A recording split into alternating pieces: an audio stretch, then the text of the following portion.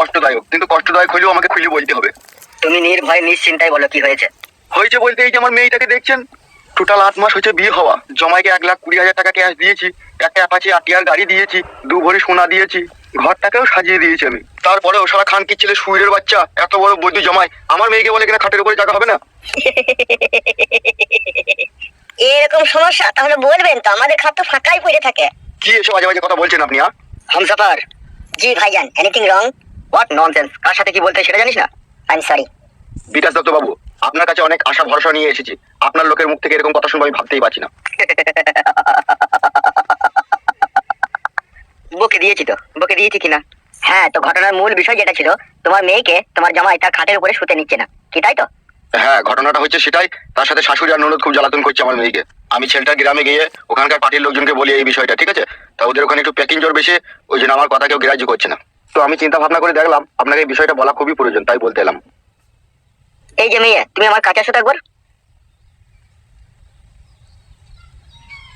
শ্বশুর বাড়িতে তো তুমি থাকো, তুমি একটু পরিষ্কার করে খুলে বলো তো, তোমার বাবার কথাটা কিছুটা ঘোলা ঘোলা ভাব লাগলো আমার। না না, আমি ঘোলা বলিনি, আমি ঠিকই বলেছি। ঠিক আছে, তুমি চুপ করো। হ্যাঁ বলো তো, ঘটনাটা কি ঘটেছে? কি আর বলবো এমএলএ সাহেব, স্বামীর ঘরে সুখে সংসার করতে গিয়ে একদিকে কান্না করতে হয় আর একদিকে ভাত খেতে হয় আমাকে।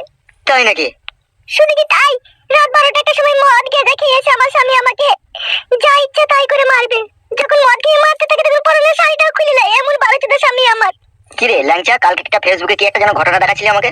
হ্যাঁ বড় ভাই, ওই স্ত্রী স্বামীর পুরো সঙ্গ কেটে নিয়েছিল। কি বললো, তুমি শুনতে পেলে? শুনতে পেয়েছি এমএলএ সাহেব, কিন্তু সেটা আমি পারবো না। বড় ভাই, এ স্বামী ভক্ত মেয়ে, এ পারবে না গো, এ অন্য মেয়ে হলে বাইতো পুরুষঙ্গ কেটে নিতে। তাহলে তুমি বলতে চাইছো তুমি পারবে না, তাই তো? এমএলএ সাহেব, এরকম শিক্ষা দিয়ে আমরা মেয়েকে মানুষ করিনি যে স্বামীর বাড়িতে গিয়ে আমার মেয়ে একটা অন্যায় কাজ করবে। শোনো হিমাচল বাবু, বর্তমান যা যুগ পড়েছে, যদি কোনো মেয়ে তার স্বামীর ঘরে গিয়ে শক্তপোক্ত হয়ে যদি না থাকে, তো তার সংসার করাই সেখানে কঠিন ব্যাপার হয়ে পড়বে। তাহলে আপনি যেটা এখন বলতে চাইছেন জমায়ের পুরুষঙ্গ কেটে নেবে নাকি?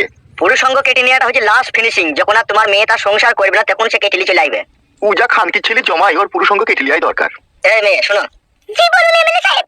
তোমার যে স্বামী, সে তোমাকে কি কারণে দেখতে পাচ্ছে না, কেন দেখতে পাচ্ছে না, যদি একটু ডিটেইলসে বলতে। মেন ঘটনাটা হচ্ছে এমএলএ সাহেব, আমার যে স্বামী আমার ননদের বান্ধবীর সাথে তার একটা ঘনিষ্ঠ ভালোবাসার সম্পর্ক আছে, তার সাথে সে সব রকম নোংরা কাজ করে। আর সে তাকেই চাই, সেই জন্য আমাকে সে দেখতে পারে না। শরীরের ভিতরে তাহলে ভূত ভরা। এ ফাদা সহ্য করবো কি করে রে? যেখানে সুই চলে না সেখানে ফাল চালিয়ে দিচ্ছি রে। তাই এই ঘটনাটা তোমার শ্বশুর বাড়ির লোকজন কেউ জানে না? সবাই জানে, সবাই মেনে নিয়েছে, আমাকেও মানতে হবে। কিন্তু এমএলএ সাহেব, আমার মেয়ের পক্ষে সেটা তো সম্ভব নয়। বলেন। টাকা পয়সা সোনা দানা বরযাত্রী এত কিছু তোমার বাবা খাইও তোমাকে খাটের উপরে শুতে নিচ্ছে না, আবার অন্য মেয়ের সাথে রিলেশন। এসব পুরুষঙ্গ কেটে নেওয়াই দরকার রে।